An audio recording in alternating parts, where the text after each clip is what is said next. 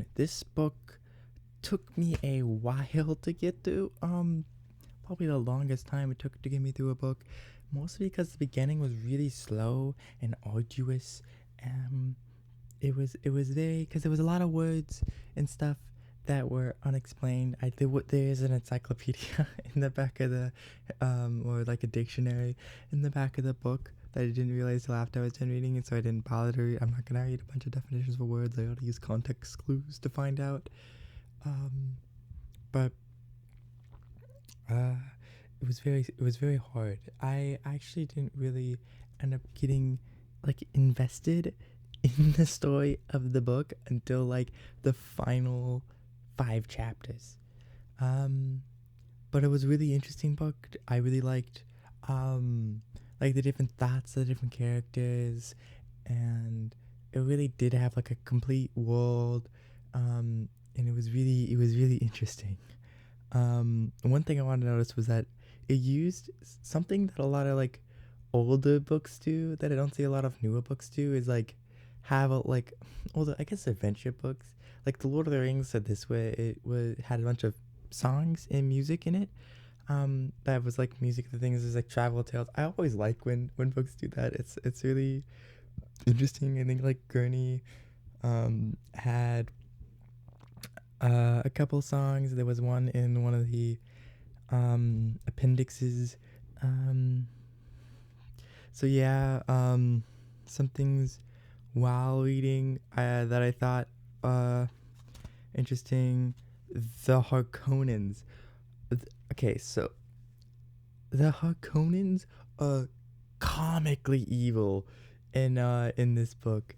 Because Vladimir von Harkonnen is like he's not only like doing all this treachery and all this like bad evil stuff, but he's also literally having like a sex trafficking ring. Like like there's 2 times in the book where he's like, bring me bring me the young boy we got on the planet, the one that looks like Potter Atreides. I'm gonna have some fun with him.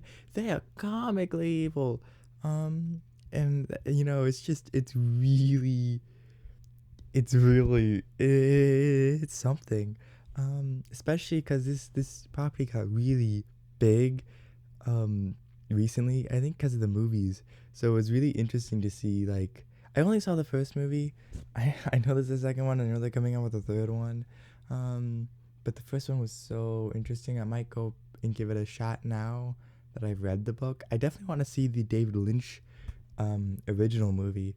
That's when I really want to see, and that's not really long. Um, but yeah. Um, Another thing, uh, I want to talk about the Fremen. So the Fremen, there was a point in one of the in the thing in one of the in the book where Stilgar uses sand lice. He's like, "Come on, you sand lice, scuttle up the rocks," and which I thought was really, my mind instantly thought that was like, is he using a reclaimed slur? And I joked around with some friends about that. And there were some other things in that book. I did want to mention though, it's like a lot of characters will say like something is like a Fremen way of thinking, like as like a derogatory thing. Um, and then eventually they'll like come around and they'll understand it, which I think was kind of interesting. At first I thought it was just like, damn, this book is like really racist against like Arab people. And same with like maybe it is. I'm not the person to talk about this. Obviously, look at this color of my skin, but things like the board game. I played the board game of Dune, the original one. Well, I played the 2017 version with updated art, I think it was, and better rules.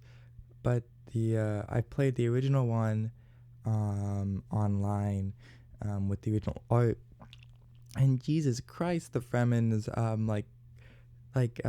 battle captains or like things are like pretty racist art.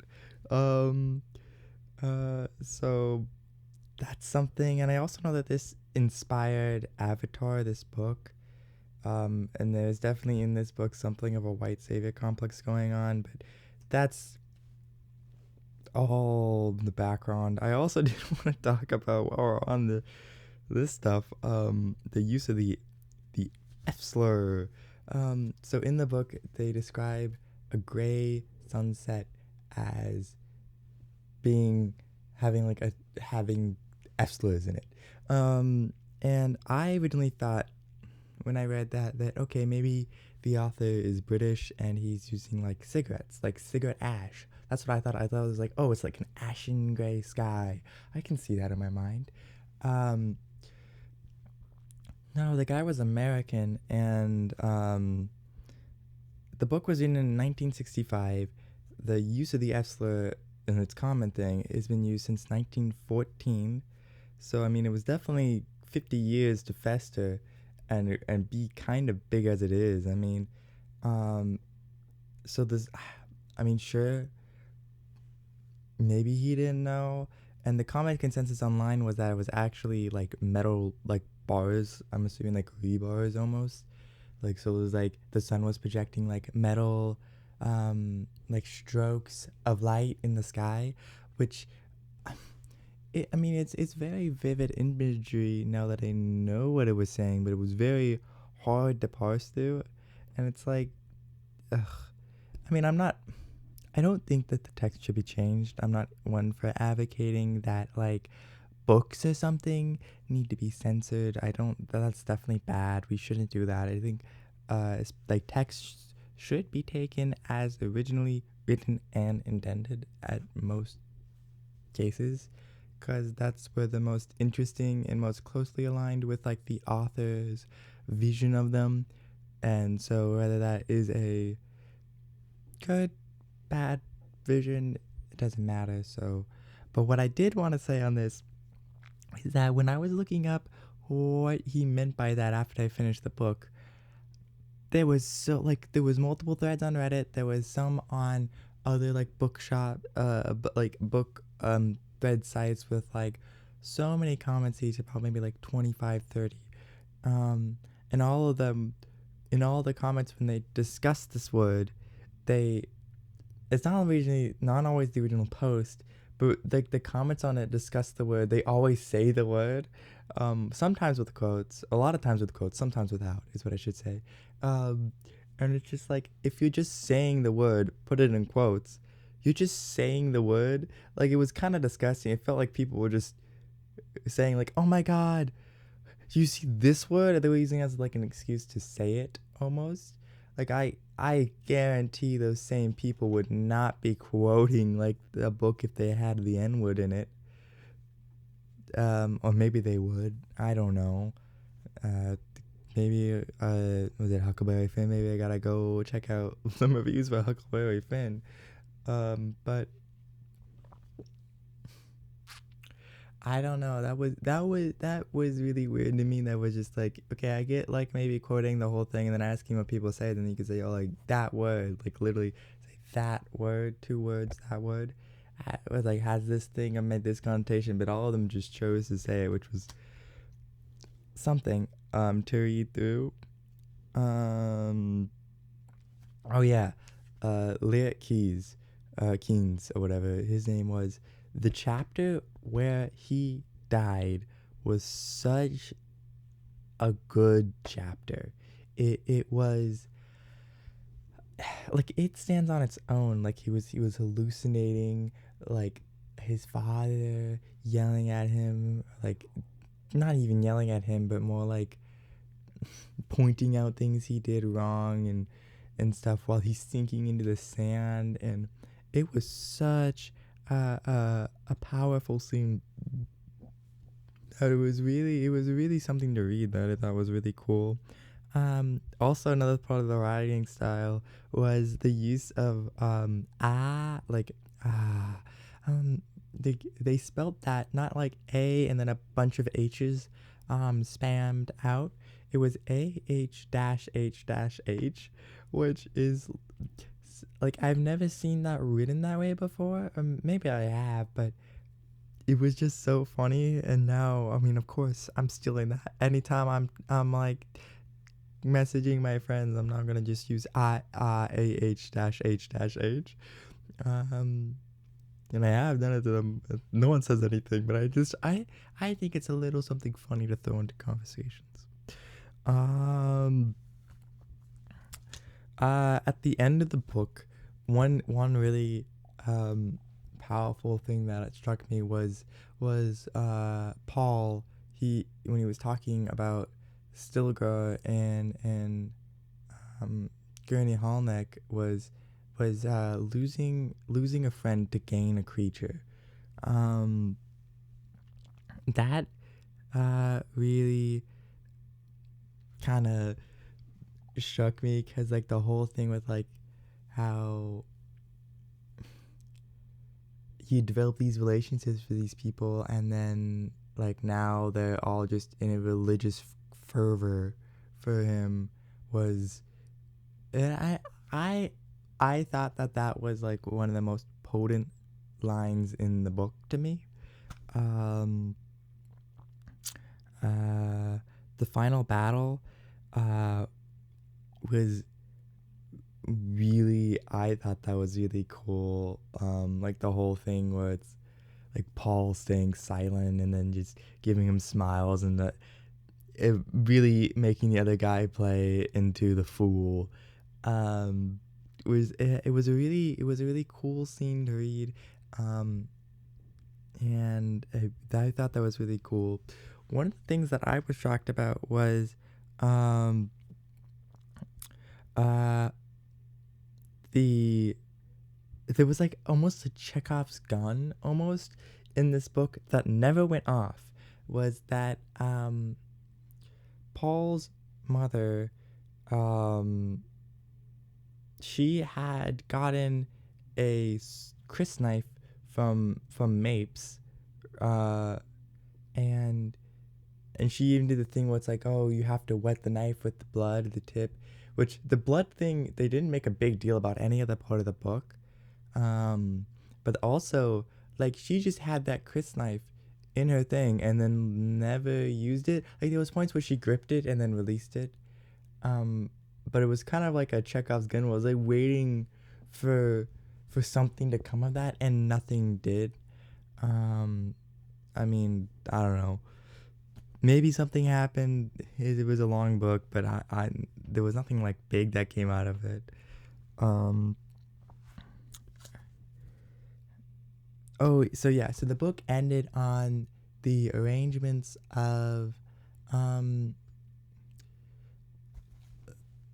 of marriage between Paul and then the Shaddam the fourth, I think it was. There's a lot of the with his daughter Juliet, I think it was, um, which was, I mean, and then like of course, his mother turns uh to thing is like we will be remembered as concubine, and then we will be known as concubines, but history will remember us as wives. Um, which I don't know. I thought that was kind of a funny ending, of course. Um, I mean, it was a good ending. Obviously, the Vladimir von Harkonnen died. Um, in his last treachery failed. Um, I don't know. It was a good ending, although you kind of have like the things with like Paul's um like holy war and being like driven to be like a dark leader kind of not come into play here. I'm assuming it comes into play in the other books. I don't know if I want to read the other books if I'm being real. This one took me so many times, so much time, and there's so many other books I want to read, that I'm not really sure that I want to read those books, but I'll probably get around to them eventually, probably. Um, so okay, so there was four appendixes. The first appendix was the most interesting one, the one about Liat Keys, like his father, and like how he started that like a process of nurturing plants on Arrakis, and it was really, interesting to read. That was the most thing appendix. The other appendix is kind of, the second appendix was also kind of cool with the religion and stuff. And then I thought it was also really funny that like it mentions in there that the Bene Gesserit, which is like deny being a religious thing when it's like clearly they're a bigger religious um sect. So that was like a kind of funny thing for me to read. But the other two appendixes, three was really short and was kind of throwaway because it was kind of all information I already even knew. I don't even remember what it was about, and I literally like finished reading it less than an hour ago. Um, and Appendix 4 was also pretty throwaway. It was all like profiles of people. Um, and it's like, again, this is all already information I mostly know and don't really care about because it's like I've just spent this whole book reading about these people, and now you give me like a one paragraph introduction to them. It's like this is a bit uh, late to do that, but whatever. Um, and then they had obviously they had like the definitions and stuff, and the map. The map was cool, especially since like I had played the Dune board game before this, so uh it was really cool to see like that map thing. I wonder, it wasn't completely matching up to the board game, but it was pretty damn close. So it was kind of cool to see that, and then like how all the radiuses play into the storm in the board game. Um, but yeah, and then also the last thing was the afterwards. The afterwards was written by his son, and I mean it was kind of just a puff piece that was like, oh, my father did this great thing, and now I'm taking his work and I'm finishing it, and I'm making these movies, um, which were gonna come out as of 2017. And that's not what I said. They started production 2017, and then obviously that copy, the version of the book I had, was written before the movies were out, and they'd obviously just started development. Um, I um I don't know. It was interesting reading into what the author said. There was some stuff what the son said that was kind of crazy. Um, that the uh like bringing science fiction out of the ghetto of literature. That's a that is a crazy sentence.